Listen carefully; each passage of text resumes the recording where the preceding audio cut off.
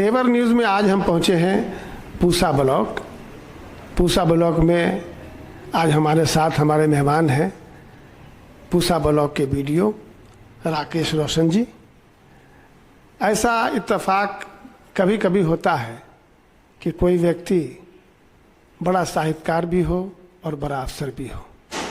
ये इत्तेफाक आज हमारे साथ है। राकेश रोशन जी, आपका तेवर न्यूज़ में स्वागत है। Thank you. मेरा पहला सवाल ये है कि आपने शायरी कब शुरू की? ये शायरी कोई हम लोग मैंने इत्तेफाकन शुरू हो गया। जैसे हम लोग जिस सेवा में आया, इससे पहले कॉलेज के दिनों में भी थे, तो बहुत सारी चीज़ आसपास में जो घटनाएं घटती रहती है वो कहीं न कहीं मन मस्तिष्क में वो अंकित हो जाता है, और उसके मन के अंदर जो कुछ भावनाएं अंकित हुई उसी को हमने एज यूजुअल ऐसे ही कागज़ पर उकेरने की कोशिश किया जाए, और एक सोशल मीडिया के माध्यम से कुछ आमजनों तक पहुंचाने का भी प्रयास किया। बस इसी में शायरी, उसको आप लोग के भाषा में शायरी इसको कहते हैं, वहीं से शुरुआत हो गई है। आपका कहने का मतलब है कि जो दिल की आवाज़ थी वो शब्दों में बदल गई, अब वो शायरी हो गई। तो कॉलेज लाइफ में शायरी आपने शुरू की, आपकी रचनाएं भी पत्रिकाओं में छपी हैं और मंच पर भी आप नज़र आए हैं। तो पत्रिका में छपना और फिर ये जो आप अफसर हैं, तो ये सारा तालमेल समय कहाँ से निकालते हैं? इसमें इसके लिए हम स्पेशल समय नहीं निकालते हैं। मूल रूप से जो कुछ भी हम लोग जीवन में देखते हैं, कभी रास्ते चलते हुए, कभी बेड पर बैठे हैं तो ऐसे चिंतन मनन किए तो कुछ आ गया, विचार मन में के अंदर आ गया, तो उसको हम लोग उकेरते हैं। और टाइम मैनेजमेंट की बात है तो एक अफसर होना अलग चीज़ है, इसके साथ साथ हम सभी एक मानव है, और सभी मानव के हृदय में एक दिल धड़कता है, और उस धड़कन को महसूस करके एक लोगों को अपनी आवाज़ पहुंचाने के उद्देश्य से ही हम आपके जैसे लोग मिल गए, तो किसी ने बुला लिया तो हम वहाँ पर चले गए, और जो कुछ मन के अंदर रहा वो आपके समक्ष कह दिए। बस इतना ही जो है इसमें जो है। आपकी कोई किताब, कोई पुस्तक छपी है अभी? नहीं, किताब पुस्तक तो नहीं छपी है। एक दो रचनाएं हैं राजभाषा विभाग मंत्रिमंडल सचिवालय में, उसके माध्यम से छपा था। जो आपको याद होगा, बालिका गृह कांड हुआ था मुजफ्फरपुर में, उसमें बहुत ही समझिए कि मार्मिक घटना घटी थी।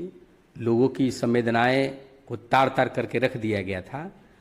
उसी को हम लोगों ने उकेरने का कोशिश किया था शब्दों में, कि ताकि आने वाले दिन में लोग उसके दर्द को महसूस कर सके, और उसी पर हमने एक उसको शब्द में पिरोया था, जिसको हमने मंत्रिमंडल सचिवालय बिहार सरकार की पत्रिका के लिए भेजा। संयोग बस छप गई, बस मुझे। अच्छा, ये बताइए कि जीवन में साहित्य का क्या अर्थ है? हमसे अगर व्यक्तिगत रूप से पूछा जाए तो साहित्य के बगैर जीवन का कोई मतलब नहीं है। जो व्यक्ति साहित्य से अभिरुचि नहीं रखते हैं, वास्तव में एक मानव होने का जो एहसास है वह साहित्य ही हमारे अंदर जागृत करता है। बाकी चीज़ तो भौतिकवादी है। हमारा शरीर है, हम भोजन करेंगे ही, हमको गर्मी लगेगी तो पंखे की जरूरत होगी ही, इस रूप में सामान्य चीज़ों का इस्तेमाल करते हैं। लेकिन जब मानव तन हम लोगों ने जब पाया है और साहित्य का जो हम लोग अध्ययन करते हैं या उसको फिर लेखनी के रूप में लाते हैं, तब लगता है कि मानव का जो अन्य जीवों से यह अलग करता है। मूल रूप में यही हम लोग को प्रदर्शित करता है। साहित्य का बहुत बड़ा महत्व हमारे जीवन में। साहित्य न हो तो जीवन अधूरा लगता है। निश्चित रूप से अधूरा लगता है। अधूरा क्या कि इस जीवन का कोई मतलब समझ में नहीं आता कि अगर साहित्य अगर व्यक्ति के अंदर नहीं है, या पढ़ने का शौक हो, या लिखने का शौक हो, या सुनने का शौक हो, तीनों रूप में साहित्य इसी रूप में जिंदा रहती है।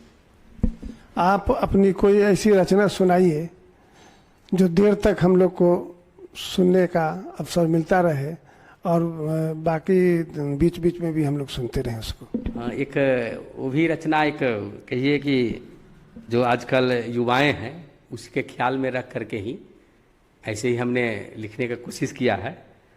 उसमें थोड़ा सा गौर फरमाएंगे। आंखें तुम्हें तलाशती रही, जुआ तुम्हें पुकारता रहा।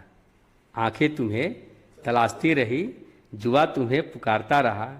दिल तेरे इंतजार में धड़कता रहा।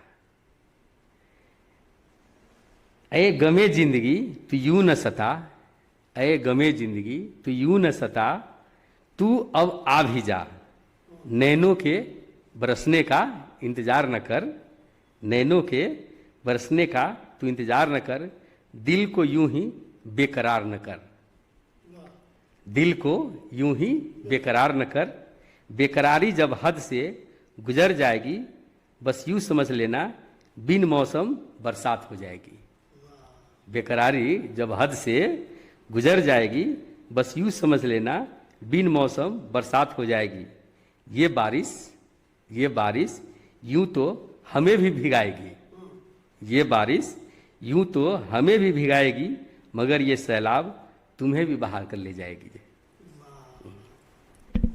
अभी आपने देखा कि जो कविता थी उसका जो आखिरी मिसरा है या आखिरी लाइन है वो आपको बहुत दूर तक ले जाएगी और आप भी कहीं ना कहीं अपनी पुरानी यादों में खो जाएंगे। बहुत बहुत शुक्रिया राकेश रोशन जी आपका।